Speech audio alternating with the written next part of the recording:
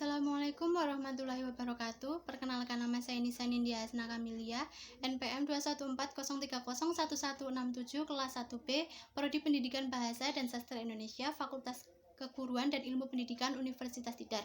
Pada kesempatan kali ini, saya akan menjawab beberapa soal. Soal yang pertama, mengapa mahasiswa program studi pendidikan bahasa dan sastra Indonesia, Fakultas Keguruan dan Ilmu Pendidikan Universitas Tidar perlu menempuh mata kuliah berbicara?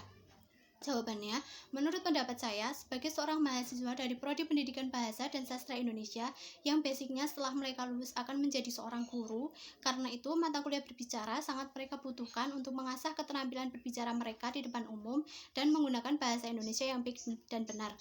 Hal ini juga dapat mereka terapkan dalam kehidupan bermasyarakat atau sehari-hari.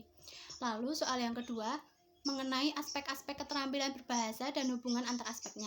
Terdapat 4 aspek keterampilan berbahasa. Yang pertama menyimak, yang kedua berbicara, yang ketiga menulis, dan yang keempat adalah membaca. Pertama, hubungan menyimak dan berbicara merupakan proses yang terjadi antara dua orang atau lebih. Keduanya merupakan kegiatan komunikasi tatap muka yang dilakukan dengan dua arah.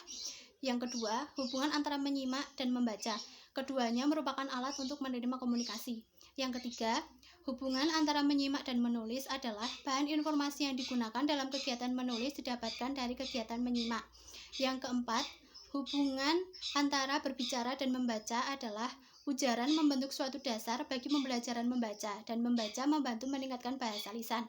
Yang kelima, hubungan antara berbicara dan menulis adalah keduanya merupakan alat untuk mengekspresikan sebuah makna.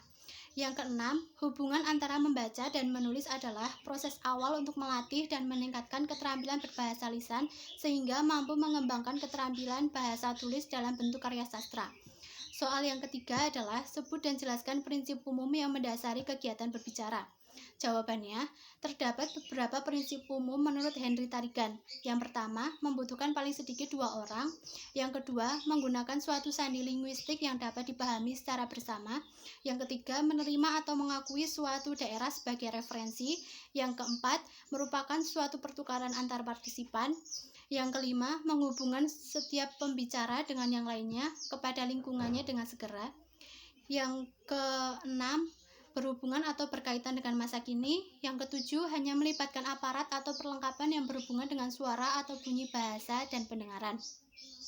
Yang kedelapan, secara tidak pandang bulu menghadapi serta memperlakukan apa yang nyata dan apa yang diterima sebagai dalil. Lalu, soal nomor 4 adalah sebut dan jelaskan sifat pendengar yang baik dan tidak baik. Pendengar yang baik adalah mereka yang memiliki empati tinggi sehingga dapat membuat lawan bicara merasa didengarkan.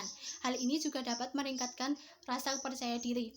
Contoh pendengar yang baik adalah tunggu orang selesai berbicara sebelum merespon, ulangi apa yang didengarkan, dan tunjukkan bahasa tubuh yang positif. Contoh pendengar yang tidak baik adalah pikiranmu tidak berada di tempat, kamu fokus untuk menjawab, bukan untuk menyimak. Kamu menyela saat mereka masih berbicara. Kamu menunjukkan wajah yang tidak antusias. Lalu soal yang kelima adalah faktor-faktor yang menentukan keefektifan berbicara. Terdapat 4 faktor, yaitu ketetapan ucapan. Seorang pembicara harus membiasakan diri mengucapkan bunyi-bunyi bahasa secara tepat. Pengucapan bunyi bahasa yang kurang tepat dapat mengalihkan pendengar. Yang kedua, penempatan tekanan, nada, dan sandi. Kesesuaian tekanan nada, sandi, dan durasi merupakan daya tarik tersendiri dalam berbicara. Yang ketiga, pilihan kata atau diksi. Pilihan kata hendaknya tepat, jelas, dan bervariasi. Jelas di sini maksudnya adalah mudah dimengerti dan menjadi sasaran. Sekian dari saya. Wassalamualaikum warahmatullahi wabarakatuh.